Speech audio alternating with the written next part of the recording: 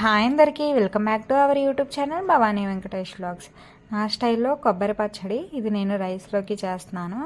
ఒకసారి మీరు కూడా ఇలా రైస్లోకి ట్రై చేయండి, చాలా బాగుంటుంది. ప్రాసెస్ చూసేద్దామా. ఇప్పుడు స్టవ్ ఆన్ చేసి ప్యాన్ పెట్టుకొని ప్యాన్ హీట్ అయిన తర్వాత ఆయిల్ వేసాను. ఆయిల్ కూడా హీట్ అయిన తర్వాత 15 వరకు ఎండుమిర్చి తీసుకున్నాను. ఎండుమిర్చి ఫ్రై అయిన తర్వాత మాడిపోకుండా చూసుకోవాలి.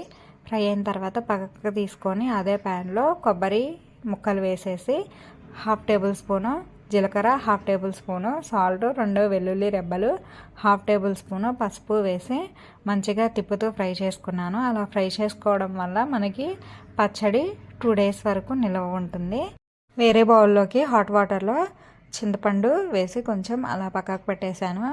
ఇప్పుడు నేను ఫ్రై చేసుకున్నవన్నీ కొబ్బరి ఎండుమిర్చి అన్నీ మిక్సీ పట్టేసుకొని స్టవ్ ఆన్ చేసి ప్యాన్ పెట్టుకొని ప్యాన్ హీట్ అయిన తర్వాత 1/2 టేబుల్ స్పూను జీలకర్ర, 1 టేబుల్ స్పూను తాలింపు దినుసులు, 1/2 టేబుల్ స్పూను పసుపు, 2 ఎండుమిర్చి అండ్ 2 రెమ్మలు కరివేపాకు వేసి మంచిగా గోల్డెన్ కలర్ వచ్చే వరకు ఫ్రై చేసుకున్నాను. ఈ తాలింపుని నేను పచ్చడిలోకి ట్రాన్స్ఫర్ చేసేసుకున్నాను. వేడివేడి అన్నంలో కొంచెం నెయ్యి వేసుకొని పచ్చడి వేసుకొని తింటే చాలా సూపర్గా ఉంటుంది. ఈ పచ్చడి మీరు కూడా ట్రై చేసి మీకు ఎలా వచ్చిందో కామెంట్ చేయండి.